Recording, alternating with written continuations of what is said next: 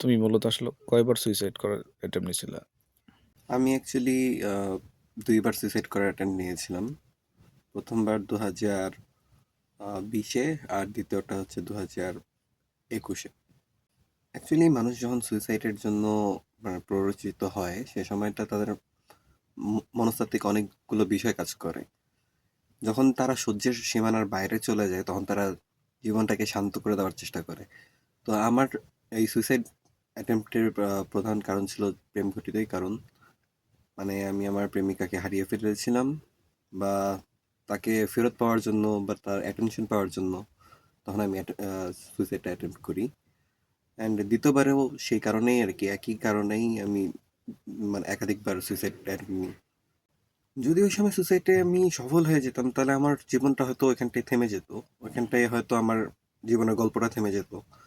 কিন্তু ওই সময় আমার মাথায় যেটা আসছে যে এখন বেঁচে আছি, বেঁচে থাকলে হয়তো পরবর্তীতে হলেও তাকে হয়তো কখনো পাবো।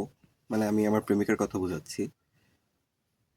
কিংবা হচ্ছে লাইফে কখনো সফল হলে অনেক কিছুই পাইতে পারি। যার কারণে হচ্ছে সুইসাইডের ওই সময়টা মানে এক্সট্রিম পর্যায়ে আর নিয়ে যাইনি। আর বর্তমানে যখন ভাবি যে কেন সুইসাইড করতে গিয়েছিলাম কিংবা কেন সুইসাইডাল থট মাথায় আসছিল, তখন এটা আমার কাছে খুব মনে হয় যে এটা একটা পাগলামো ছিল। সাধারণ মানে একজন সাধারণ ব্যক্তি যখন সুইসাইডের অ্যাটেম্প্ট নেয়, তখন তার মাথার মধ্যে আসলে ওই বিচার ইয়েটা থাকে না, বিচারের ব্যবস্থাটা কাজ করে না। তখন তার মাথার মধ্যে যা আসে তখন সে তাই করে বসে। অবশ্যই এখন তো সেটা মনে হয় যে এটা পাগলামি ছাড়া আর কিছুই না। ওই সময় মানে হুট করে মাথা গরম করে সুইসাইড অ্যাটেম্প্ট করে ফেলছিলাম। এখন তো সেটা বোকামি মনে হয়। আর আজ আমি এখানটায় দাঁড়িয়ে আছি, কথাও আপনাদের সাথে শেয়ার করতে পারতেছি আমার নিজের স্টোরি।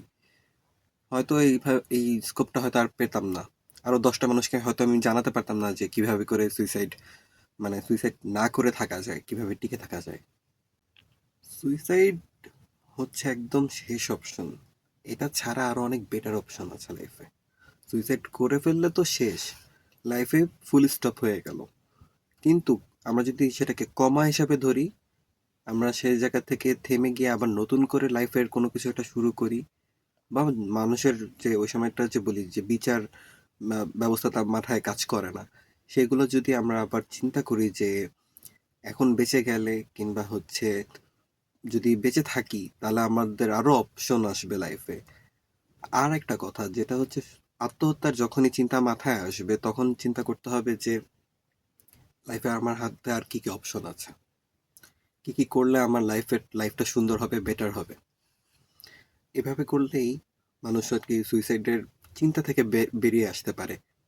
কিন্তু তারপর আবারও বলছি, যখন মানুষের মাথায় আত্মহত্যার চিন্তা আসে তখন তারা হচ্ছে কোনটা ঠিক কোনটা বেঠিক সেটা বিচার করতে পারে না।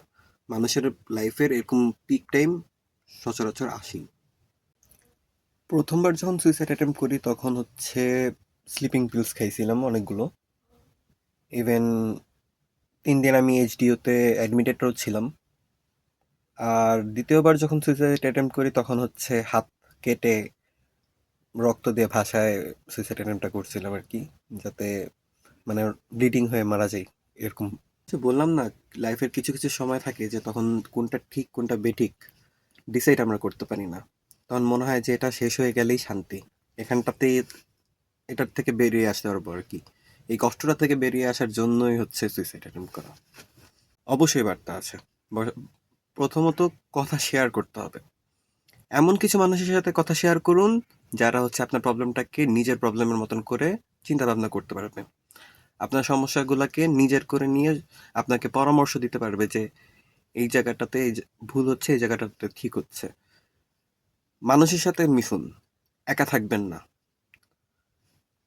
কথা বলুন, বোকার মতন হলেও বোকার মতন কথা বলুন, কিন্তু কথা বলুন, নিজেকে হালকা করুন। আর একটা জিনিস, এই আত্মহত্যা থেকে বাঁচতে গিয়ে নেশার প্ররোচনা বা নেশার আশ্রয় নেবেন না। পরবর্তীতে সেটা অনেক কষ্ট দিবে। আমি সুইসাইড প্রিভেনশন এবং কাউন্সিল সোসাইটি থেকে কাউন্সিলিং করেছিলাম, যার কারণে আমি আমার নিজের কষ্টগুলো শেয়ার করতে পেরেছিলাম মানুষের সাথে, এবং আমি পরামর্শ পেয়েছিলাম তাদের কাছ থেকে।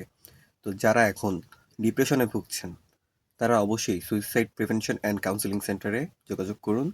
অবশ্যই একটা বিশেষ কোনো সমাধান পাবেন যা আপনার জীবনকে আরো উন্নত করতে পারে।